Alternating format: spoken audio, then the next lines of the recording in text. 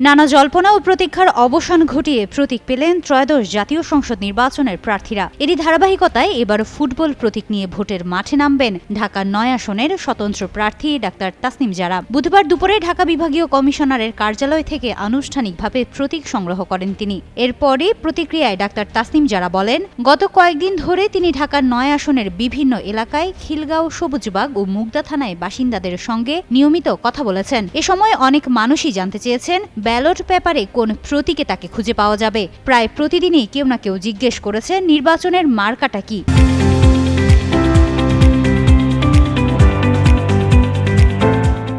আজ সেই প্রশ্নের একদম পরিষ্কার উত্তর পেয়ে গেছে বলে জানান তিনি। বৃহস্পতিবার থেকেই আনুষ্ঠানিক নির্বাচনী প্রচারণা শুরু করতে যাচ্ছেন তাসনিম জারা। তার বক্তব্যের মাধ্যমে জানা গেছে, প্রচারণার মূল লক্ষ্য হবে স্বচ্ছতা ও জবাবদিহিতার উপর ভিত্তি করে রাজনীতি পরিচালনা করা। পাশাপাশি তিনি ভোটারদের দোয়া ও শুভকামনার আবেদনও জানিয়েছেন।